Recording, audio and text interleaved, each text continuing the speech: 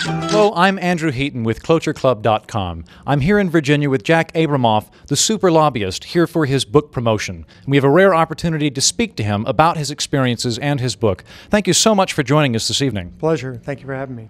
You're described as a super lobbyist, or were a super lobbyist. Can you differentiate between a lobbyist, a super lobbyist, and an uber lobbyist, if such a thing exists? Well, I didn't actually get enough college education to be able to differentiate between those things. I think they're basically all equally guilty of messing up the U.S. political system. I thought it might be like a monetary threshold or something like that, but there's no immediate thing that leaps into it. While you were lobbying, you had a very diverse portfolio of clients that you were working with. You had Indian gambling casinos, you had the Commonwealth of the Northern Marianas Islands. What is the Commonwealth of the Northern Marianas Islands? Does that exist? I hope not. Yes, of course it exists. It's a series of 13 islands in the Western Pacific near Guam. Oh, thank you. That's very educational. You're in a very rare club of people that have been portrayed by Kevin Spacey in a cinematic way. How did you find Casino Jack, and did you like it? Did you find it accurate? Did you like Kevin Spacey's portrayal of you? Well, what I did first was call Kaiser Soze and ask him what he thought of his portrayal of him. And actually, I thought Spacey is a great actor, but it's very hard to watch somebody portraying you on a motion picture. It's very difficult.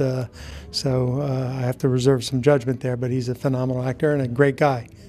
Given that you yourself have experience in Hollywood, could you perhaps make a film where you are mimicking Kevin Spacey to try and even the odds?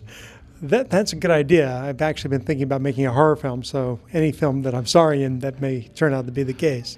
I've heard from multiple people that Kevin Spacey's impression of you doing an impression of Ronald Reagan actually does not do justice of your Ronald Reagan impression.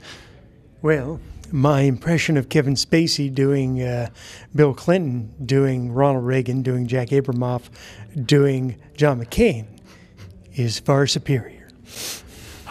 Wonderful and very nuanced. As the holiday season's coming upon us, we're thinking about gift ideas. Obviously, your book would be high on the list.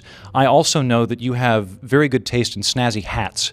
Can you provide any pointers in that direction? We're coming out with a new hat line for Festivus, and we hope that it'll be ready in time along with the steel pole for purchase in every store. That's absolutely phenomenal. To go back a step, while you're in prison, did you make very many friends, and do you stay in contact with any of them? Well, I did make friends there, but we can't be in contact because felons aren't allowed to have contact with each other. Well, that would make sense then. Yeah. And would you like to talk about your book in any capacity and the reasons that we should read it? Well, I think if one wants to get really scared about what's going on in Washington, my book is probably a good place to start. And scared and angry. Many of the people that are visiting ClotureClub.com work on the Hill. Do you have any advice for people going into government or working in government right now?